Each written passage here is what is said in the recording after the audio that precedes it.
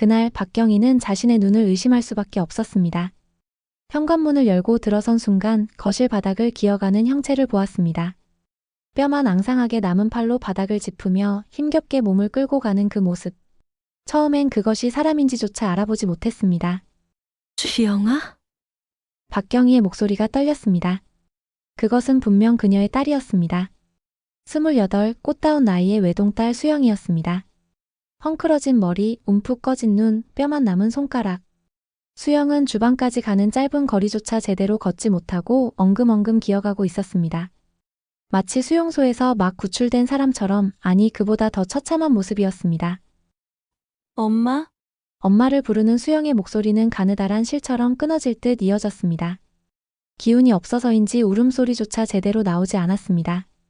박경희는 그 자리에 무너져 내렸습니다.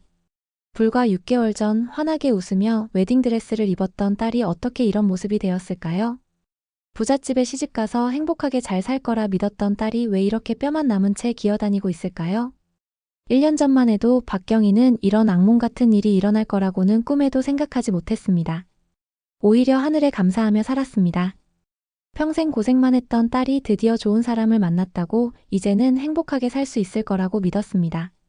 박경희는 60대 초반의 평범한 여성이었습니다. 서울 변두리에서 작은 분식집을 운영하며 홀로 딸을 키워왔습니다. 남편을 일찍 여의고 온갖 꾸준 일을 마다하지 않으며 살아온 세월이었지만 딸 수영이가 있어 견딜 수 있었습니다. 수영이는 어려운 형편에도 불평 한마디 없는 효녀였습니다. 대학도 휴학과 복학을 반복하며 7년이나 다녔지만 단 한 번도 엄마에게 등록금을 달라고 하지 않았습니다. 아르바이트를 전전하며 스스로 학비를 마련했고 졸업 후에는 자동차 부품 회사에 취직해 월급의 대부분을 어머니에게 맡기곤 했습니다. 그런 수영이가 28이 되던 해 처음으로 연애를 시작했습니다. 엄마, 나 요즘 만나는 사람 생겼어. 어느 날 저녁 분식집 일을 돕던 수영이가 수줍게 말했습니다. 박경희는 깜짝 놀랐습니다. 연애에는 전혀 관심이 없던 딸이었기 때문입니다. 회사에서 만난 사람인데 나 많이 아껴주고 챙겨줘. 수영이의 볼이 발글에 물들었습니다. 경희는 그런 딸의 모습이 너무나 예뻐 보였습니다. 평생 고생만 한 딸이 드디어 여자로서의 행복을 찾아가는 것 같아 가슴이 벅차올랐습니다. 며칠 후 수영이는 남자친구를 데리고 왔습니다. 손창규 32살의 준수한 청년이었습니다. 창규는 정중하게 인사했습니다. 첫인상이 참 좋았습니다. 키도 크고 말도 조리 있게 잘했습니다. 무엇보다 수영이를 대하는 태도가 다정했습니다. 식사를 하며 대화를 나누던 중 박경희는 놀라운 사실을 알게 되었습니다. 창규가 자신의 아버지가 회사를 운영한다고 밝혔을 때 박경희는 잠시 숨이 멎는 것 같았습니다. 딸이 다니는 회사는 직원이 300명이 넘는 중견기업이었습니다. 그런 회사 사장의 아들이 자신의 딸과 교제를 한다는 사실이 믿기 어려웠습니다. 박경희의 마음속에는 기쁨과 동시에 걱정이 밀려왔습니다. 집안 차이가 너무 크다는 생각이 머릿속을 떠나지 않았습니다. 하지만 수영이의 행복한 표정을 보니 그런 걱정도 사치처럼 느껴졌습니다. 돌이켜보면 박경희의 삶은 고단함의 연속이었습니다. 32살의 남편을 교통사고로 잃고 4살배기 수영씨를 홀로 키워야 했습니다. 식당 설거지, 공사장 막노동, 새벽시장 좌판 등 안 해본 일이 없었습니다. 수영이가 중학생이 되던 해에야 겨우 작은 분식집을 차릴 수 있었고 그때부터 20년 가까이 같은 자리를 지켜왔습니다. 수영이는 그런 어머니의 고생을 일찍부터 알았던 것 같았습니다. 또래 아이들이 학원이다 과외다 바쁠 때도 묵묵히 가게 일을 도왔고 대학 진학 후에는 단 한 번도 등록금을 달라고 하지 않았습니다. 휴학과 복학을 반복하며 7년이나 걸려 졸업했지만 그 긴 시간 동안 모든 학비를 스스로 해결했습니다. 편의점 야간 알바, 카페 주말 알바, 과외 아르바이트까지. 수영이는 닥치는 대로 일을 했습니다. 어머니가 돈을 주려고 하면 오히려 자신이 번 돈을 어머니께 드리곤 했습니다. 그런 딸이 대견하면서도 마음이 아팠습니다. 졸업 후 자동차 부품 회사에 취직한 수영은 여전히 검소했습니다. 월급의 절반 이상을 어머니께 드렸고 자신은 최소한의 생활비만으로 지냈습니다. 명품은커녕 화장품 하나 제대로 사지 않는 딸을 보며 어머니는 늘 미안한 마음이었습니다. 그런 수영이 28이 되도록 연애 한 번 하지 않은 것도 어찌 보면 당연한 일이었습니다. 학창 시절에는 아르바이트에 치여 살았고 직장 생활을 시작한 후에도 자신보다 어머니를 먼저 생각했으니까요. 그래서 창규의 등장은 어머니에게 더욱 특별했습니다. 딸이 처음으로 자신의 행복을 찾아가는 것 같아 감격스러웠습니다. 비록 집안 차이가 크긴 했지만 창규는 분명 좋은 사람으로 보였습니다. 수영이를 아끼는 마음이 진심으로 느껴졌고 무엇보다 수영이가 그와 함께 있을 때 진정으로 행복해 보였습니다. 두 사람의 교제를 허락한 후 몇 달이 지났습니다. 창규는 종종 분식집에 들러 경희와 식사를 함께 했고 그럴 때마다 예의 바르고 다정한 모습을 보였습니다. 경희의 걱정은 조금씩 안심으로 바뀌어 갔습니다. 그러던 어느 날 두 사람이 결혼하겠다는 의사를 밝혔습니다. 교제한 지 6개월 만의 일이었습니다. 결혼 소식을 들은 경희는 기쁨과 동시에 당황스러웠습니다. 교제한 지 6개월 만의 결정이 너무 빠르지 않나 싶었지만 수영이의 나이가 28인 것을 생각하면 늦은 것도 아니었습니다. 무엇보다 두 사람이 서로를 진심으로 아끼는 것이 눈에 보였습니다. 상견례는 호텔 레스토랑에서 이루어졌습니다. 박경희는 가장 좋은 한복을 꺼내 입고도 초라한 기분을 감출 수 없었습니다. 창규의 부모는 생각보다 훨씬 젊고 세련된 모습이었습니다. 아버지는 50대 후반의 중후한 신사였고 어머니 김정숙은 단아하고 품이 있는 여성이었습니다. 놀라운 것은 그들의 태도였습니다. 경희가 우려했던 거만함이나 무시는 전혀 없었습니다. 오히려 김정숙은 경희의 손을 따뜻하게 잡으며 딸을 훌륭하게 키워줘서 고맙다고 인사했습니다. 창규의 아버지 역시 수영이가 회사에서 얼마나 성실한지, 얼마나 능력이 뛰어난지 칭찬을 아끼지 않았습니다. 식사가 끝날 무렵 창규의 어머니가 조심스럽게 결혼 준비에 대한 이야기를 꺼냈습니다.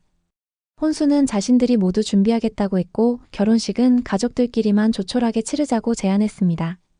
자신이 다니는 교회에서 작은 예식을 올리는 것이 어떻겠냐는 것이었습니다. 박경희는 그 제안이 자신을 배려한 것임을 알았습니다. 중소기업 사장 아들의 성대한 결혼식에 초대할 하객도 변변치 않은 자신의 처지를 생각해준 것이었습니다. 고마우면서도 한편으로는 마음이 무거웠습니다. 결혼 준비는 일사천리로 진행되었습니다. 김정숙은 수영을 데리고 백화점을 돌며 혼수를 장만했고 신혼집은 시댁 본가에서 지내기로 했습니다. 집이 넓어서 충분히 독립적인 생활이 가능하다는 설명이었습니다. 박경희가 혼수라도 일부 준비하겠다고 하자 김정숙은 손사래를 쳤습니다. 귀한 딸을 며느리로 맡는 것만으로도 감사하다며 오히려 경희에게 고마워했습니다. 그 진심 어린 태도에 경희의 마음은 조금씩 놓였습니다. 결혼식이 다가올수록 수영은 더욱 예뻐졌습니다. 사랑받는 여자의 얼굴이었습니다. 창규는 틈만 나면 수영을 데리러 왔고 두 사람은 결혼 준비를 핑계로 데이트를 즐겼습니다. 그런 딸의 모습을 보며 경희는 진심으로 행복했습니다. 결혼식 전날 수영이 분식집에 들렀습니다. 내일이면 시집가는 딸이 어머니와 마지막 밤을 보내고 싶다고 했습니다. 두 사람은 오랜만에 집에서 함께 잠을 잤습니다. 어린 시절처럼 나란히 누워 천장을 바라보며 이런저런 이야기를 나눴습니다. 수영은 창규가 얼마나 자상한지 시부모가 얼마나 좋은 분들인지 이야기했습니다. 특히 시어머니 김정숙이 자신을 친딸처럼 대해준다며 감격해했습니다. 경희는 그런 딸의 이야기를 들으며 안도했습니다. 적어도 시집살이로 고생할 일은 없을 것 같았습니다. 결혼식 당일 아침이 밝았습니다. 교회는 아담했지만 화사한 꽃으로 장식되어 있었습니다. 하객은 양가 가족과 친지 50여 명 정도로 소규모였지만 오히려 따뜻하고 정겨운 분위기였습니다. 웨딩드레스를 입은 수영은 눈부시게 아름다웠습니다. 평소 화장도 거의 하지 않던 딸이 전문 메이크업을 받으니 마치 다른 사람 같았습니다. 창규 역시 턱시도를 입고 수영 옆에 선이 한 쌍의 벽화 같았습니다. 예식이 진행되는 동안 경희는 계속 눈물을 훔쳤습니다. 홀로 키운 딸이 이렇게 예쁜 신부가 되어 좋은 집안으로 시집가는 것이 꿈만 같았습니다. 먼저 간 남편이 이 광경을 봤다면 얼마나 기뻐했을까 생각하니 더욱 눈물이 났습니다. 결혼식이 끝나고 그로부터 한 달 후 박경희의 통장에 200만 원이 입금되었습니다. 누가 보낸 건가 확인해보니 사돈댁에서 보낸 것이었습니다. 박경희는 당황해서 수영에게 전화를 걸었고 수영은 시어머니가 앞으로 매달 보내기로 했다고 설명했습니다. 사위가 주는 용돈이라고 생각하라는 것이었습니다. 박경희는 부담스러웠습니다. 아무리 사돈이 부자라고 해도 매달 200만 원씩 받는다는 것이 마음에 걸렸습니다. 돌려보내려 했지만 시어머니는 완강했습니다. 그동안 수영을 키우느라 고생한 것에 대한 작은 보답이라며 꼭 받아달라고 부탁했습니다. 결혼 후 수영은 자주 연락을 해왔습니다. 시댁 생활이 생각보다 편하다고 시어머니가 너무 잘해준다고 했습니다. 시아버지도 자상하고 남편 창규도 여전히 다정하다는 소식이었습니다. 경희는 그런 딸의 목소리를 들으며 안심했습니다. 가끔 수영이 친정에 들을 때면 좋은 옷을 입고 있었습니다. 시어머니가 사준 것이라고 했습니다. 얼굴에도 화색이 돌았고 전체적으로 여유로워 보였습니다. 경희는 딸이 드디어 고생을 끝내고 행복을 찾았구나 싶어 감사했습니다. 시어머니는 가끔 박경희의 분식집을 더 넓고 깨끗한 곳으로 옮겨주고 싶다고 했습니다. 박경희가 부담스러워하자 그럼 지금 있는 곳이라도 새로 인테리어를 해주겠다고 했습니다. 결국 박경희는 그 호의를 받아들였고 30년 된 분식집은 깔끔하게 단장되었습니다. 평생 가난하게 살아온 박경희로서는 이런 대접이 낯설기만 했지만 감사했습니다. 그렇게 몇 개월이 흘렀습니다. 수영과의 연락은 점점 뜸해졌지만 그것도 자연스러운 일이라고 여겼습니다. 신혼이니 남편과 시간을 보내고 싶을 것이고 시댁 생활에 적응하느라 바쁠 것이라고 생각했습니다. 결혼한 지 4개월이 지났을 무렵 박경희는 문득 딸의 얼굴을 본 지 오래되었다는 것을 깨달았습니다. 전화통화는 가끔 했지만 직접 만난 것은 2달이 넘었습니다. 예전에는 일주일에 한 번은 꼭 들렀던 딸이었는데 결혼 후에는 점점 발길이 뜸해졌습니다. 어느 날 저녁 박경희는 딸의 목소리가 듣고 싶어 전화를 걸었습니다. 신호음이 길게 이어지다가 겨우 연결되었습니다. 수영의 목소리는 평소와 달리 어둡고 힘이 없었습니다. 괜찮냐고 묻자 그저 일이 바빠서 피곤하다는 대답만 돌아왔습니다.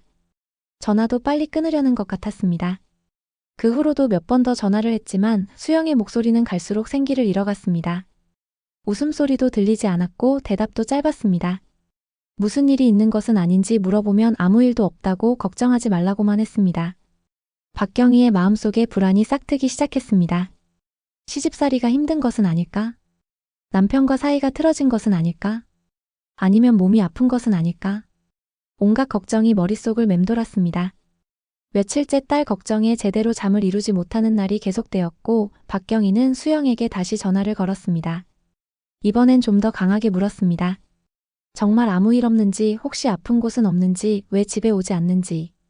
수영은 잠시 침묵하다가 작은 목소리로 대답했습니다. 시어머니가 임신이 안 된다고 걱정하신다고, 그래서 이것저것 신경 쓰느라 바쁘다고. 임신. 결혼한 지 겨우 넉 달인데 벌써 임신 압박이 시작된 것일까? 박경희는 씁쓸했습니다. 하지만 그것만으로는 수영의 변화를 설명할 수 없었습니다. 뭔가 더 심각한 일이 있는 것 같았습니다. 며칠 후 박경희는 더 이상 참을 수 없었습니다.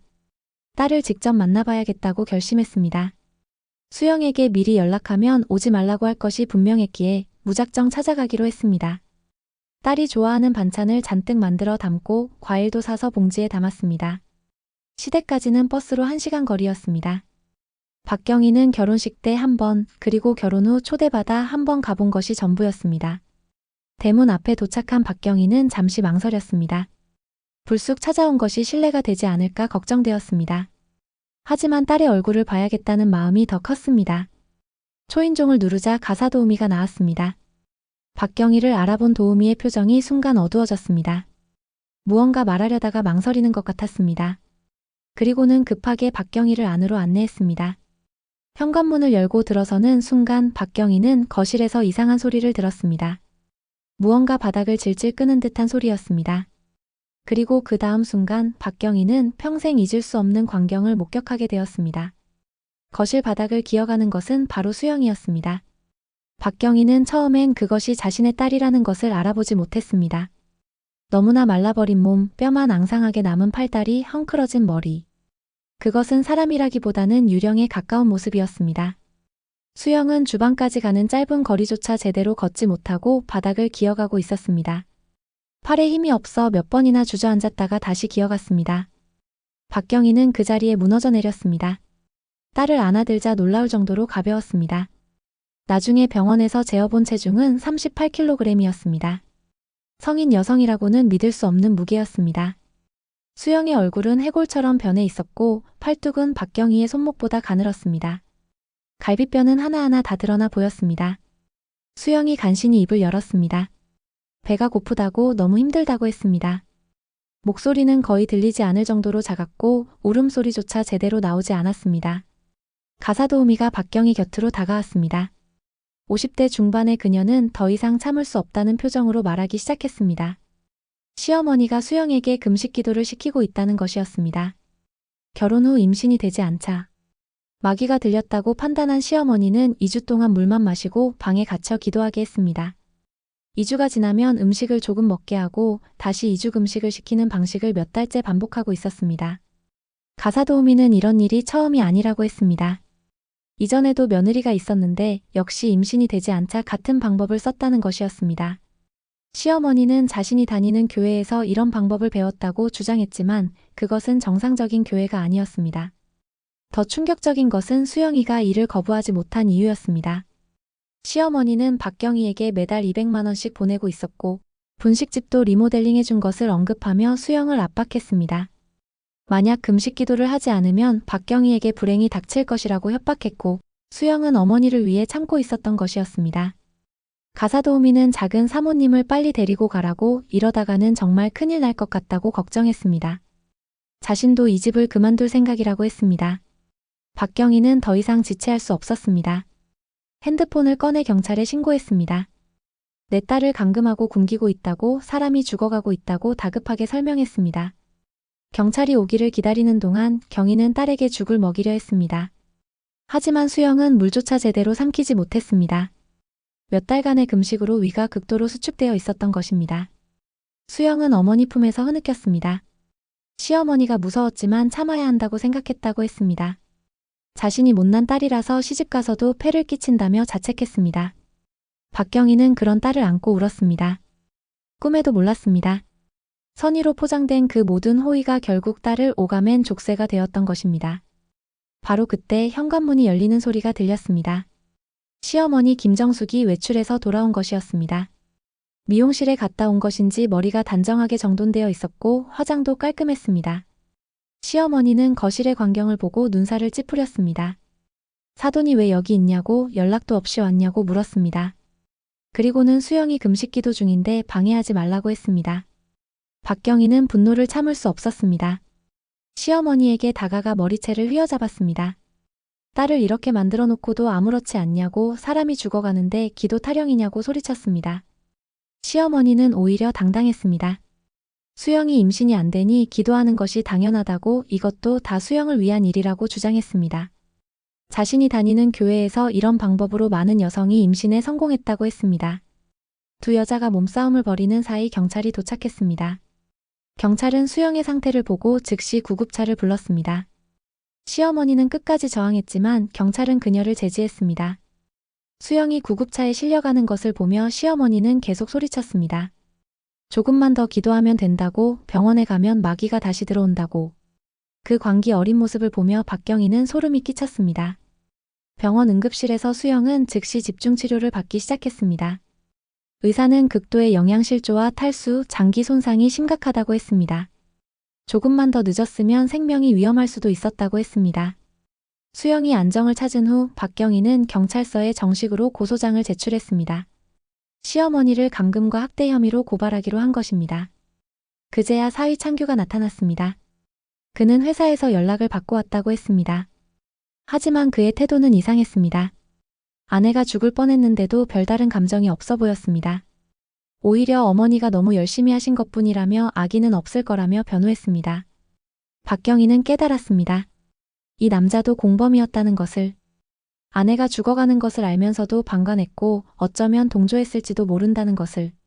병실에서 수영이 조금씩 회복되면서 더 많은 사실이 드러났습니다. 시어머니가 일부러 혼인신고를 미뤘다는 것, 법적으로 부부가 아니어서 수영이 더욱 무력했다는 것, 그리고 이전 며느리들도 비슷한 일을 당했다는 것까지. 박경희는 딸을 지키기 위해 끝까지 싸우기로 결심했습니다. 이 미친 가족들로부터 딸을 완전히 구해내고 그들이 저지른 죄값을 반드시 치르게 하겠다고 다짐했습니다. 병원에서 수영의 치료가 계속되는 동안 경희는 법적 대응을 준비했습니다. 경찰 조사가 시작되었고 시어머니와 창규는 참고인 자격으로 소환되었습니다. 시어머니는 경찰 조사에서도 자신의 행동을 정당화했습니다. 며느리가 자발적으로 금식 기도에 참여했다고 주장했고 종교의 자유를 침해받고 있다고 항변했습니다. 하지만 수영의 처참한 상태와 가사도우미의 증언은 그녀의 주장을 무색하게 만들었습니다. 창규의 태도는 더욱 실망스러웠습니다. 그는 어머니를 두둔하며 수영이 원래 몸이 약했다고 거짓말을 했습니다.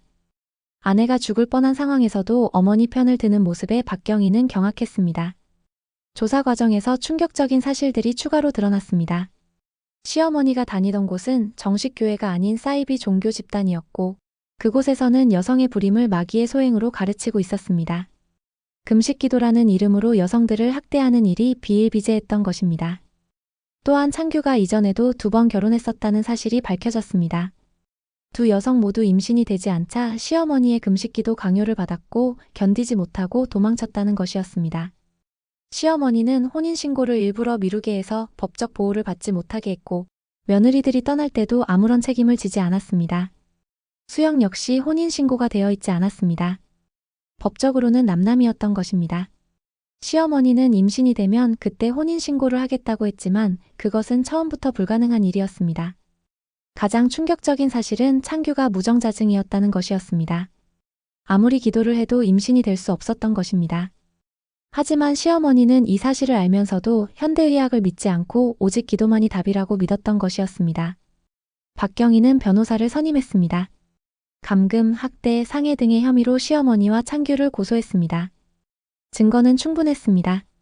수영의 의료 기록, 가사도우미의 증언, 그리고 수영이 몰래 녹음해둔 시어머니의 협박 음성까지 있었습니다. 시댁에서는 합의를 시도했습니다. 2억을 제시하며 고소를 취하해달라고 했습니다. 시아버지가 직접 찾아와 무릎까지 꿇었습니다. 회사 이미지가 실추되는 것이 두렵다는 것이 본심이었죠. 경희는 단호하게 거절했습니다. 돈으로 해결될 문제가 아니라고 생각했습니다. 딸이 죽을 뻔했고 평생 트라우마를 안고 살아가야 했으니까요. 하지만 수영이는 합의하자고 했습니다. 더 이상 이 사람들과 엮이고 싶지 않다고 했습니다. 빨리 잊고 새 삶을 시작하고 싶다는 것이었습니다.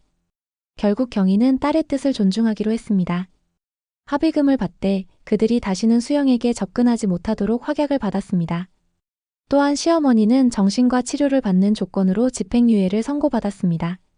수영의 회복은 더뎠습니다.